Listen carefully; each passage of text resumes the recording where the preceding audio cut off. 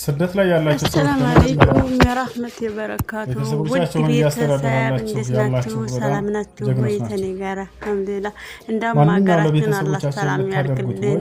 በጣም ትልቅ ክርስቲያን ወገኖቼ ሰላም ነብያችን ሰለላሁ ዐለይሂ ወሰለም ሐዲስ ላይ ሲናገሩ በሞላ ዓለም የምትገኙ ሰላም ያላችሁ فنفق نفقة على أهلك إلا أجرت عليها ዛሬ አንተ ለቤተሰቦች ምንም አይነት ወጪ የቤተሰብ ሀቅ ምን ያህል እንደሆነ ቢሆን እንጂ ብለው ተናገሩ።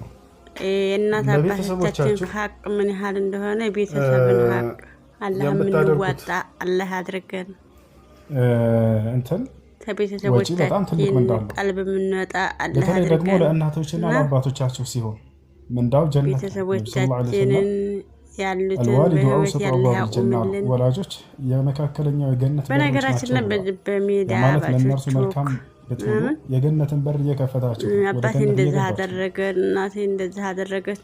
በሌላ ቦታ ላይ ነብያችን ሰለላሁ ዐለይሂ ወሰለም ልጆች አሉ። አሁን የዲያውዲ ሱቅ ተአጠለበት ላይ ብዙ ልጆች አረቢያ መድረስ እየገዙ ቤተሰብን አለማመን ነው። አላህ መልክተኛ ሆይ በአላህ መንገድ ላይ ጂሃድ ራሱ ዲያውዲ ማለት ነው። ልጅ ሲያዩት ወጣት ነው። ቤተሰቦቻችን ታላመናት ደግሞ እቃ አትግዙ ማለት ነው። እናት አለችኝ አላ አሁን ዲያውዲ ላይ ተቃጠለባችሁ እቃው فإن الجنة تحت قدم ተቃጠለባችሁ እቃው ምን አገኛችሁ? ምን ጥቅም አላገኛችሁም። ብራችሁን ብትይዙ ነው መልካም በመዋል ጂሃድ አድርግ። ቤተሰብ የሞኛና ቃለ መግዳት ጥላቻ አይደለም።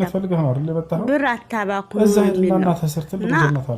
ቤተሰቦቻችንን ባለን ነገር ተንከባክበን ስማቸውን አለማውጣት ከሌላ ሰው ጋር ቤተሰቦቻችንን ነውር አለማውጣት የበለጠ ጂሃድ እንደሆነ ከዚህ ትረዳላችሁ። እና ሀገራችን ላይ ሼር እያደረጋችሁ አበረታቱ።